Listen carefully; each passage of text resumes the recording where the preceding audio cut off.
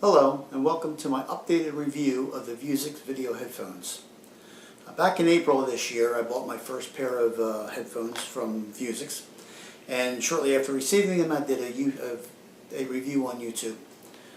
Since that review a few changes were made. Apparently Vuzix had listened to some of the feedback from their customers, hopefully some of my feedback, and made a couple of changes.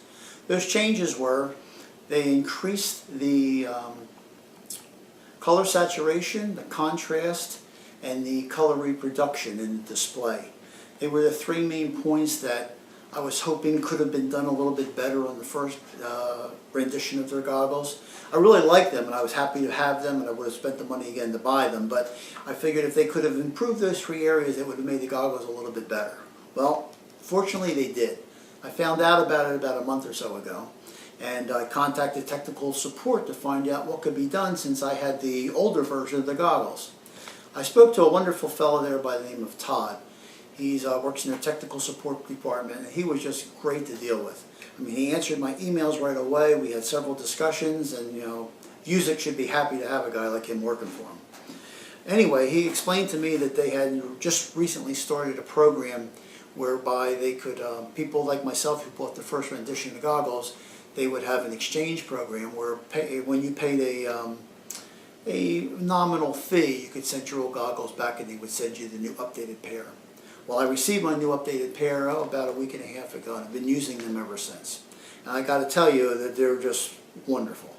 They did a great job fixing the contrast, the color saturation, and the color reproduction, where I'm really happy with the way the display is now. I use them almost every day flying my drone, and they just are fabulous. It's a nice clear picture. They work with almost everything. I use a NVIDIA Shield tablet which has an HDMI output to fly with my drone.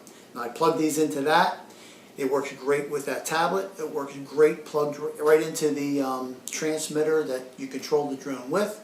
They work great when I plug them into the cable box for my television, and they work great when I plug them into my a laptop that has a HDMI output, and even with my Galaxy Note 3 phone. Now, of course, the Note 3 phone doesn't have an HDMI output, so what I got to do is I bought this MHL to HDMI adapter on eBay for about 10 bucks.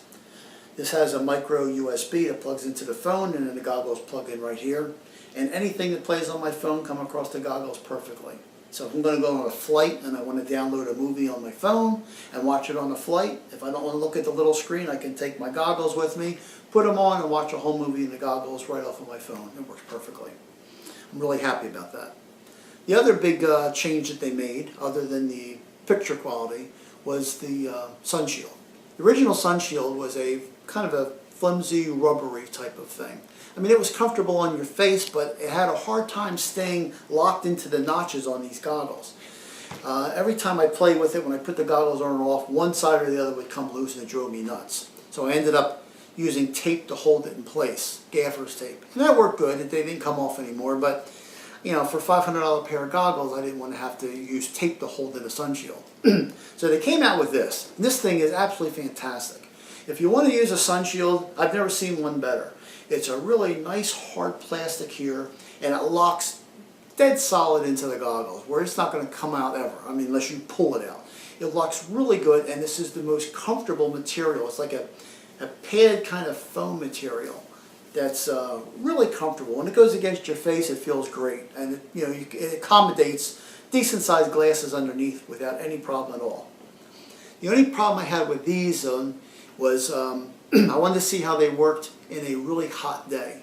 And a few days ago we had 101 degrees with like 80% or more humidity here, because it was 85% humidity. It was just unbearable outside.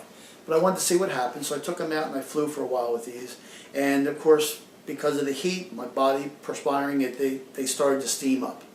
When I took them off and used the goggles without them, no problem, even though I'm not hot of a day, because there's enough airflow between the screen of the goggles and my face, where enough air got in there where it didn't fog up.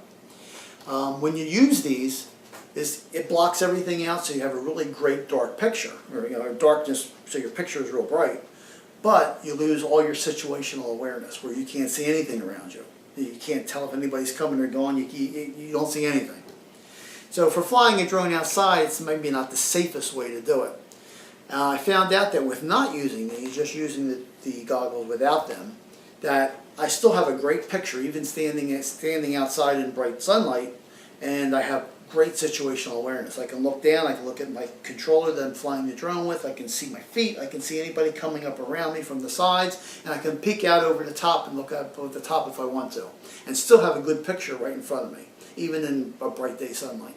So for me, flying outside, most likely I probably won't use these unless for some reason I really need to have an extremely bright picture when everything darkened, but most of the time I probably won't be using them. But if you're somewhere and you want to watch a TV show or something and you want everything blocked out, they work great. I mean, really good. The best type of sunshield I've ever seen on a pair of goggles, by far. These things are so darn easy to put on and off. You just grab it like this, and you just go like this, and they're in place. The thing on the back of the head is what takes most of the weight. You put it on, and there's a screw on the top. As you tighten the screw downward, it slowly raises this up so it's the right level for your eyes, and when you turn it the other way, it lowers them down. So you can make it nice and comfortable to fit within a second, to fit just the way your head is, and you can wear these all day long. They don't actually hang on your nose. All the weight is on your ears and this band on the top of your head. Very comfortable, very lightweight, and they work just great. The controls are all the same as they were before. You have your EQ control for the audio part of it. There's 4 settings here, and they're all nice. You know, number 4 is super dark, super deep bass. Number 3 is my favorite, good bass but not too overly done. And the number 1 and number 2 are a little bit more trebly. Then you have a volume control, then you have the control to go into 3D mode, and you have a control for the brightness. They're the only controls you got. The only 2 things I could find about this pair of goggles that's somewhat negative, and they're very minor points, is when you go to charge them. The wall where it plugs into the wall has a red LED, and where the button is here to power them on and off, there's a red LED that will glow red when they're being charged. The problem is that when the battery's fully charged, it still stays red. It never turns to green. So you never know when it's finished charging. If you put it on, it might be finished charging in actuality in 30 minutes or an hour, but yet if you left them plugged in, 6 hours later the LEDs would still be red because there's nothing in the software or firmware to make it turn green, which, you know, I'm hoping they'll address in a future version. The other small point is that if you access any of the controls while you're wearing the goggles, you would expect to see something in the display that you're looking at. You would expect to see, if you're hitting the volume control, for either a graph bar or a number, you know, 1, 2, 3, something to show you what you're doing. But that's not the case. The only thing that comes on is an image of a battery with the level of the battery, color code in the level of the battery in the top right corner of the display. So whenever you touch a control, you'll see a little bit of a battery icon, but nothing else. On the good side, I mean, it's showing you that you're touching a control, but it's not telling you what control you're hitting or showing you exactly what the control is doing. But better that, I guess, than nothing. So hopefully they'll correct that also in a future version. Other than that, I can't think of anything else that's bad about them. I mean, these things are phenomenal. I would buy them again in a heartbeat. They're well worth the $500. They work really good. They're real comfortable to wear. They're not overly heavy, and they just work great.